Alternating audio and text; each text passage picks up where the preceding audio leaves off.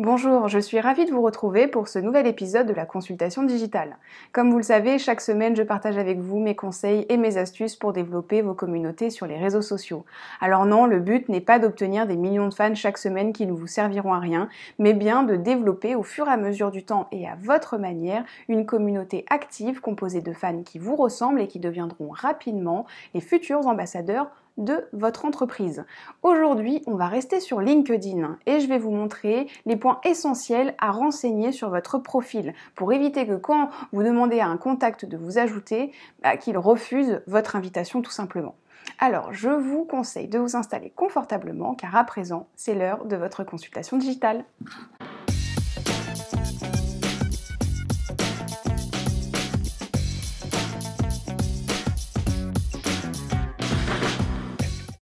Sans perdre de temps, je me suis connectée sur mon compte LinkedIn. J'arrive directement dans la page d'accueil et j'en profite pour vous rappeler que LinkedIn est un réseau social professionnel qui vous permet de rester connecté avec votre entourage professionnel.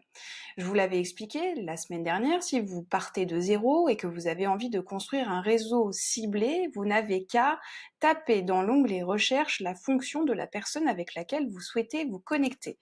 Moi, ce que j'avais fait, c'est que la semaine dernière, j'avais tapé dirigeant, je m'étais rendue directement dans la catégorie personne, j'avais énormément de résultats qui étaient affichés et je vous avais expliqué que il suffisait simplement de se connecter avec un professionnel pour qu'il fasse partie de votre réseau.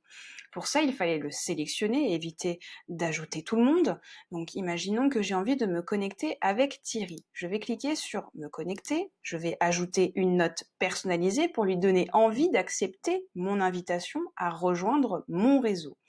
De son côté, Thierry va recevoir mon invitation. Et j'ai déjà eu des professionnels qui m'ont dit « Écoute Laura, moi je me suis connectée avec des pros, mais jamais personne n'a validé mon invitation. » Du coup, je me suis demandé « Mais qu'est-ce qu'il pouvait bien y avoir sur le profil qui fasse que l'entrepreneur ou le responsable technique refuse de se connecter avec mon client ?»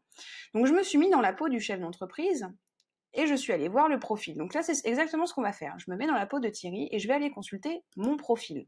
Parce que j'ai reçu la demande de Laura, mais je veux savoir exactement qui c'est et ce qu'elle va m'apporter. La première chose essentielle à renseigner sur votre profil LinkedIn, ça va être votre photo de profil. N'hésitez pas à faire appel à un photographe ou à prendre le temps de faire une belle photo qui vous mette en avant. C'est vraiment la première étape clé, c'est votre photo de profil. J'ai rencontré une fois un entrepreneur qui comprenait pas pourquoi on n'acceptait pas ses invitations sur LinkedIn. Quand j'ai vu sa photo de profil, c'était lui torse nu en short de boxe pendant un combat. Ça n'avait rien à faire sur LinkedIn et forcément, on n'était plus du tout dans l'univers professionnel et ça ne m'étonnait pas qu'il n'ait pas de contact qui valide ses invitations, donc il y avait juste à changer sa photo de profil. La deuxième étape intéressante, c'est la photo de couverture. C'est ce qui va vous permettre, encore une fois, de personnaliser votre profil et de vous démarquer des concurrents. Donc vous pouvez très bien choisir une image qui vous ressemble, vous pouvez choisir un fond de votre site internet, une phrase qui vous caractérise, tout ce qui va faire la différence avec d'autres profils qui exercent la même activité que vous. Donc on reprend l'exemple de Thierry, il a vu ma photo, il voit mon fond de couverture, il dit très bien, mais qui est Laura, qu'est-ce qu'elle va vraiment m'apporter? Parce que la consultation digitale, ça veut dire beaucoup et peu de choses pour pas mal de monde. Tout le monde ne connaît pas encore la consultation digitale, comme tout le monde ne connaît pas encore le nom de votre entreprise. Donc il faut qu'il puisse en quelques secondes savoir exactement ce que je peux lui apporter. Et là, ce que je peux lui apporter se trouve directement dans la catégorie info. Là, Thierry voit tout de suite que grâce à moi, il peut développer sa visibilité sur le web, ses réseaux sociaux, grâce à un accompagnement sur mesure. Il voit que je fais des formations, que je suis community manager, que je fais de la rédaction, de la gestion de campagnes publicitaires. Donc là, s'il avait que quelques secondes à consacrer à mon profil, il voit qui je suis, qu'est-ce que je fais, qu'est-ce que je peux lui apporter. Donc déjà, à partir de là, il peut valider ou non mon invitation. Mais s'il a encore un peu plus de temps, il va aller consulter davantage mon profil. Mais cette partie info, en tout cas, est extrêmement importante. C'est la troisième étape. Première étape, photo. Deuxième étape, photo de couverture. Troisième étape, info. Si jamais vous ne trouvez pas cette partie info sur votre profil, n'hésitez pas à aller chercher au niveau des sections. et vous pouvez ajouter la section info à votre profil, prendre le temps de rédiger cette phrase qui va être pertinente, qui va être percutante et qui va donner envie à vos relations de se connecter avec vous sur LinkedIn. Donc imaginons que Thierry ait un peu plus de temps, bon, il va passer par mon activité, certainement. Ce qu'il faut se dire, c'est que tout ce que vous commentez, tout ce que vous likez, tout ce que vous partagez apparaît à ce niveau-là. Donc faites bien attention quand vous naviguez sur LinkedIn à ce que vous faites, parce que on peut voir ce que vous faites. On peut même voir les contacts que vous avez consultés. Donc il faut vraiment faire attention à ne pas consulter n'importe quoi quand on est sur LinkedIn, parce que ça se voit très vite. Ça, c'était la petite info du jour. Ce qu'il va regarder, c'est mes expériences. Et si j'avais pas détaillé mes expériences, il aurait encore vu des fonctions et des entreprises sans vraiment savoir qui elles sont et ce que j'ai exercé dans ces sociétés. Donc prenez le temps aussi de votre côté de détailler. Vous voyez, quand on va dans la partie des expériences, on a la partie description. Et dans cette partie-là, vous pouvez vraiment détailler ce que vous avez fait ou ce que vous faites aujourd'hui.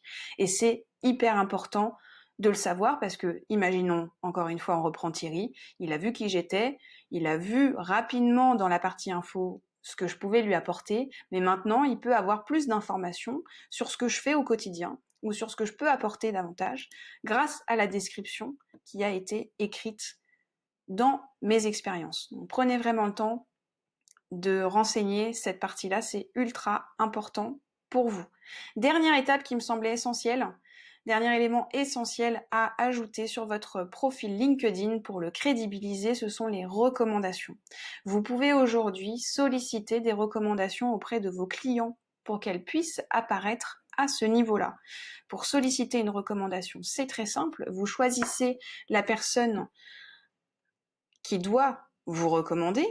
Moi, je vais sélectionner la personne qui m'a déjà laissé un commentaire. Hop.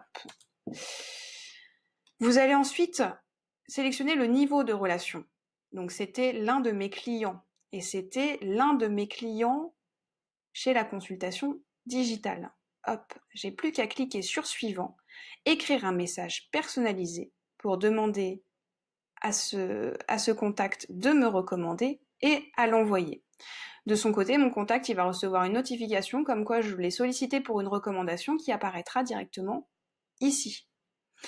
Je me remets encore une fois dans la peau de Thierry. Thierry qui ne sait pas qui je suis. En quelques minutes seulement, il a pu, du coup, savoir qui j'étais, ce que je pouvais lui apporter et savoir que d'autres professionnels m'avaient recommandé pour mes compétences. Ça le met en confiance pour se connecter avec moi, ça le met en confiance pour répondre à mes messages privés, ça le met en confiance pour consulter mes posts et encore une fois pour répondre à cette fameuse invitation et rejoindre mon réseau. À présent, vous connaissez les 5 éléments essentiels à renseigner sur votre profil LinkedIn pour faire en sorte que vos invitations soient validées. J'en viens à présent aux tips de la semaine pour justement améliorer davantage ces connexions avec les professionnels, favoriser les contacts qui font partie de votre deuxième cercle car ils sont forcément connectés avec une personne que vous connaissez déjà. J'ai repris la semaine dernière, je vais reprendre l'exemple de la semaine dernière avec ma recherche d'assistante administrative. J'ai pu voir que cette personne était connectée avec une autre personne. On avait en fait une relation en commun. Et c'est vrai que, imaginons, on reprend l'exemple de Thierry. Thierry, je lui ai envoyé une invitation. S'il est en contact avec Patricia, qui est aussi une de mes relations LinkedIn, il va pouvoir soit la contacter pour en savoir plus sur mon profil, soit avoir déjà cette confiance pour valider mon invitation parce qu'on connaîtra quelqu'un en commun. Donc, encore une fois, la sélection de son réseau sur LinkedIn est très importante. N'acceptez pas n'importe qui. Ne vous connectez pas non plus de votre côté avec n'importe qui. Faites en sorte que chaque contact puisse vous apporter quelque chose et que vous puissiez également apporter quelque chose à ce contact. Après, c'est vrai que ça va dépendre de votre stratégie, mais si on est dans une stratégie de prospection commerciale, c'est ce qu'il faut faire. Maintenant, si on est plus sur une stratégie de notoriété, il y a d'autres méthodes. Ça dépend vraiment, encore une fois, de votre profil, de vos attentes, de vos objectifs et de votre personnalité. Donc si jamais vous avez des questions, n'hésitez pas à me les poser en commentaire de cette vidéo ou m'envoyer tout simplement un message privé.